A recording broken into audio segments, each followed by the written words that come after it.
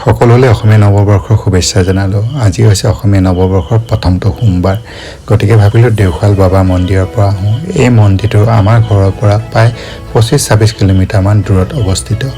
এই মন্দিৰটো বহুত জাগ্ৰত মন্দিৰ বুলি কয়। আপোনালোকে উজনি ছাইডৰ পৰা আহিলে জাগিৰোড নাপাওঁতেই এই মন্দিৰটো পাব। গতিকে মন্দিৰৰ পৰিৱেশটো আপোনালোকক এবাৰ দেখাওঁ বুলি ভাবিলোঁ। চাওক, খুবেই সুন্দৰ পৰিৱেশ।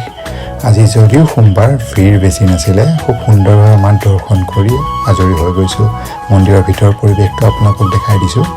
এয়া মা আৰু ভাইটি ফটো উঠিবলৈ বিচাৰিছিল, কিন্তু মই ভিডিঅ' বনালোঁ। এতিয়া শৰাই থালিখন লৈ দোকানৰ পৰা টোপোলাটো বান্ধি ল'লোঁ।